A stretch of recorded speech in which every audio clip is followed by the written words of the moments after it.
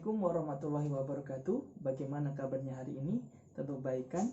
Pada kesempatan kita kali ini kita akan melanjutkan pembelajaran fisika kita tentang besaran dan turunan. Kalau pertemuan kemarin kita sudah membahas tentang besaran-besaran pokok dan alat ukurnya. Nah, untuk pertemuan kita kali ini kita akan fokus dalam pembahasan besaran turunan. Besaran turunan adalah besaran yang diturunkan dari besaran pokok. Maksudnya apa sih? Jadi maksudnya begini, besaran turunan itu adalah besaran yang didasarkan dari besaran-besaran pokok. Ada gabungan atau perpaduan besaran pokok yang membentuk suatu besaran turunan. Contoh dari besaran turunan misalkan, ada kecepatan, ada luas, ada volume, ada massa jenis, ada gaya, ada berat, dan sebagainya.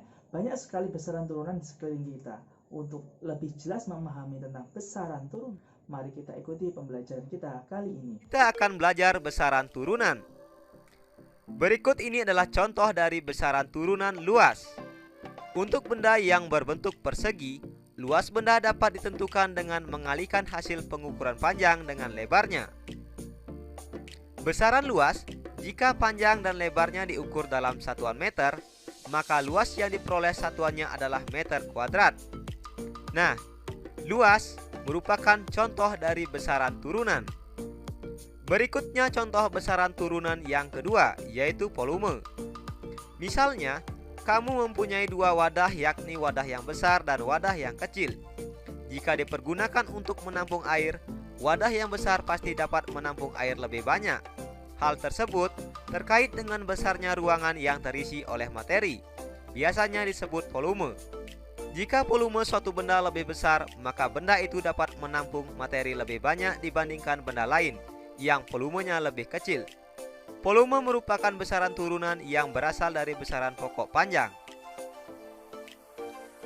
Volume benda padat yang bentuknya teratur, contohnya balok, dapat ditentukan dengan mengukur terlebih dahulu panjang, lebar, dan tingginya. Kemudian mengalihkannya, panjang dikali lebar dan dikali tinggi.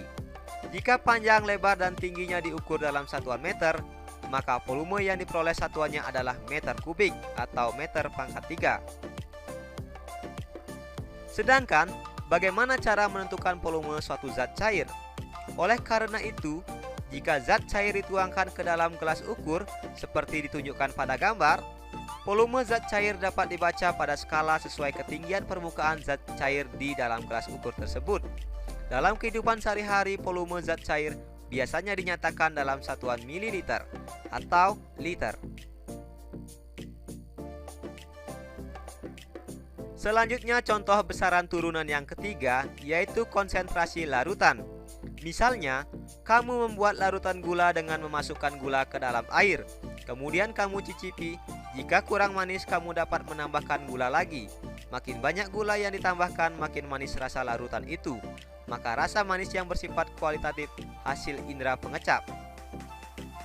Salah satu besaran yang dapat digunakan adalah konsentrasi larutan. Ada banyak cara untuk merumuskan konsentrasi larutan. Pada contoh larutan tersebut, konsentrasi dapat dirumuskan sebagai massa gula atau zat terlarut dibagi volume zat pelarut. Besaran turunan yang berikutnya yaitu laju pertumbuhan. Besaran panjang dan waktu dapat digunakan untuk menentukan pertumbuhan tanaman. Misalkan, kamu menanam jagung. Pada pengukuran awal diperoleh tinggi tanaman 20 cm dan dalam waktu 10 hari tingginya menjadi 60 cm. Kamu dapat menentukan laju pertumbuhan jagung tersebut dengan perhitungan sebagai berikut. Laju pertumbuhan dirumuskan dengan pertumbuhan tinggi dibagi selang waktu. Nah, pertumbuhan tinggi di sini yaitu 60 cm dikurang 20 cm dibagi selang waktunya 10 hari sehingga diperoleh 4 cm per hari. Jadi, laju pertumbuhannya yaitu 4 cm per hari. Contoh besaran turunan berikutnya yaitu kecepatan. Kecepatan diturunkan dari besaran panjang dan waktu, yaitu panjang atau jarak dibagi waktu. Kecepatan adalah besaran vektor yang menunjukkan seberapa cepat benda berpindah. Besar dari vektor ini disebut dengan kelajuan, dan dinyatakan dalam satuan meter per sekon atau m/s.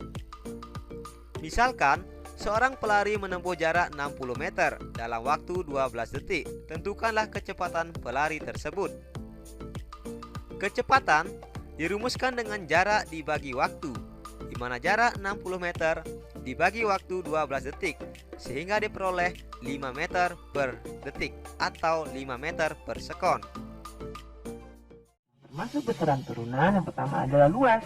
Dalam satuan internasional atau SI memiliki satuan meter pangkat 2 atau meter persegi.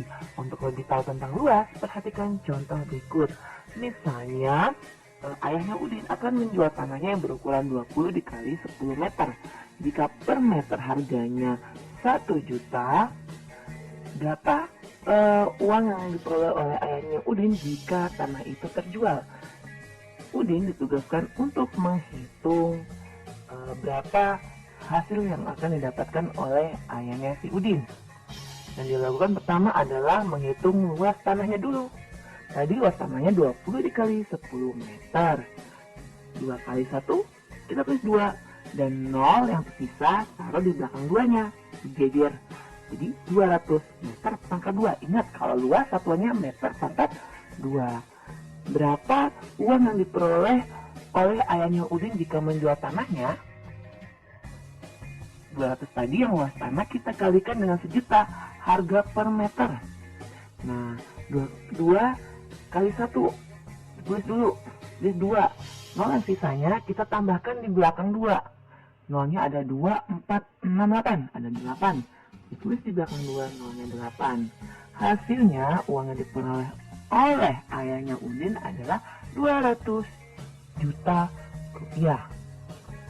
Selanjutnya, volume yang termasuk juga besaran turunan.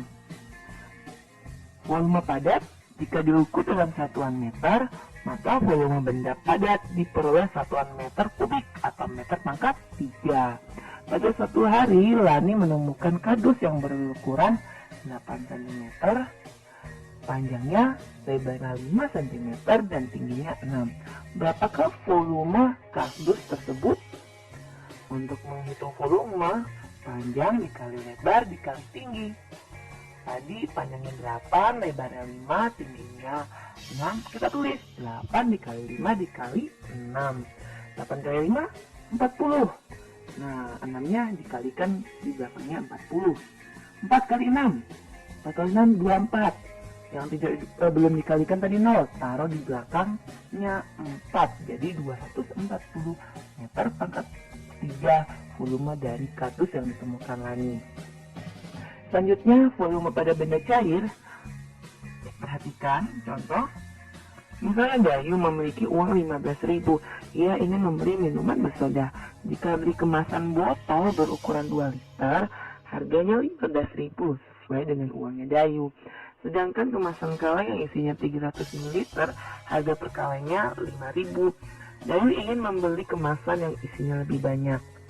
Dengan uang 15.000 berarti Dayu mendapatkan 3 kaleng, karena 3 dikali 5.000 sama dengan 15.000. Ya, bandingkan kalau botol 2 liter sama dengan berapa mililiter ya. Nah, yang kita lakukan adalah membuat 7 anak tangga. Yang pertama dimulai dari kiloliter, hektoliter, dekaliter, liter, desiliter, centiliter, dan mililiter. Dari liter ke mililiter itu turun 3 tangga. Setiap turun kalikan 10. Nah, kalau 3 tangga berarti 10 kali 10 kali 10 sama dengan 1000. 1 liter sama dengan 1000 ml. Kalau 2 liter berarti 2 dikali 1000 sama dengan 2000 ml. Sedangkan yang kaleng tadi dengan uang 15.000 mendapatkan 3 kaleng, berarti 3 dikali 300 mili sama dengan 3 kali 3 plus 2 9. Di belakang 300 3 itu ada 02. Nah, pindahkan ke belakangnya 9, 02 itu. Hasilnya kaleng 3 kaleng isinya itu 900 ml. Jadi Dayu akan mendapatkan isi yang lebih banyak jika ia membeli kemasan botol. Ada lagi yang termasuk dari besaran turunan, yaitu konsentrasi larutan. Nah, contohnya seperti ini, misalnya Edo ingin melarutkan 20 gram gula ke dalam 2 liter air. Berapa konsentrasi larutan gula yang terbentuk? Untuk menghitung konsentrasi larutan, yang perlu diketahui adalah massa terlarut dan volume pelarut. Massa terlarut dibagi dengan volume pelarut. Tadi massa terlarutnya 20 gram dan volume pelarutnya 2 liter. Nah, 20 gram dibagi 2 liter. 20 dibagi 2 sama dengan 10 gram per liter. Selanjutnya, laju pertumbuhan. Laju pertumbuhan juga termasuk dalam besaran turunan. Perhatikan di sini ada contoh. Misalnya ayah Siti menanam jagung. Saat diukur Siti pertama kali, tinggi jagung 10 cm. Selang 2 minggu kemudian, ternyata tingginya menjadi 17 cm. Berapa pertumbuhan tinggi jagung tiap harinya? Nah, kita bisa menghitung tinggi jagung tiap harinya dengan melalui laju pertumbuhan. Laju pertumbuhan didapat dari pertambahan tinggi dibagi selang waktu. Pertambahan tingginya tadi dari 17 kita kurangi dengan 10 cm. Kemudian selang waktu tadi selangnya 2 minggu, jadikan hari. 1 minggu itu 7 hari, berarti 2 dikali 7 sama dengan 14 hari. 17 dikurangi 10 sama dengan 7, lalu 14 ada di bawah, 7 per 14 hari. Kemudian kita sederhanakan 7 dan 14 biar sama, kita sama-sama bagi dengan 7. 7 bagi 7 1, 14 bagi 7 2. Hasilnya pertumbuhan tinggi jagung tiap harinya adalah setengah atau 1/2 cm per hari. Demikian pembelajaran kita kali ini. Semoga apa yang kita pelajari kali ini bermanfaat dan barokah bagi kita semua. Akhir kata, ihdinas shiratal mustaqim. Terus belajar di rumah. See you next time and wassalamualaikum warahmatullahi wabarakatuh.